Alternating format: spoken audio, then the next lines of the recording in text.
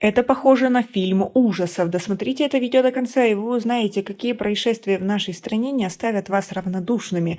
Подписывайтесь на обновления и точно будете в курсе всего самого актуального. 66-летний житель Душанбе Гурес Саидов задержан сотрудниками милиции по подозрению в убийстве собственной 11-летней дочери Мадины. Инцидент произошел 28 октября в доме в столичном районе Шахмансур.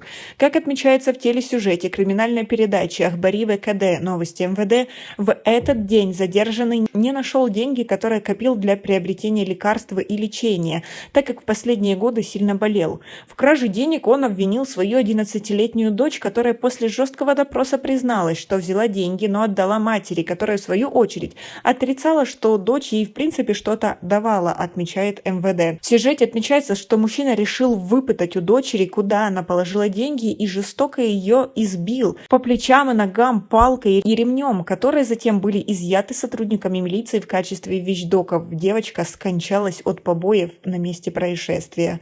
Сотрудники милиции отмечают, что во время избиения девочка, скорее всего, ударилась головой об стену, так как на ней были следы крови. В отношении отца прокуратурой города Душанбе возбуждено уголовное дело по статье 104, часть 2 «Убийство несовершеннолетнего с особой жестокостью» Уголовного кодекса Республики Таджикистан, и ведется следствие. Эта статья предусматривает наказание в виде лишения свободы на срок от 15 до 25 лет или смертной казни, или пожизненного лишения свободы. Как вы относитесь к такой ситуации? Избить до смерти собственную дочь, даже если и она взяла эти деньги, но это же не повод убивать. Вы согласны? А в Худжанде сотрудники милиции задержали 29-летнего Ахмадали Мулладиназада по подозрению в продаже огнестрельного оружия, сообщает пресс-центр МВД страны.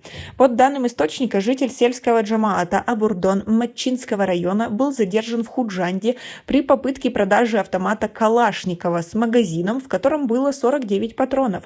На данный момент следствие устанавливает, откуда у этого человека огнестрельное оружие и его причастность к преступным группировкам, сообщает МВД.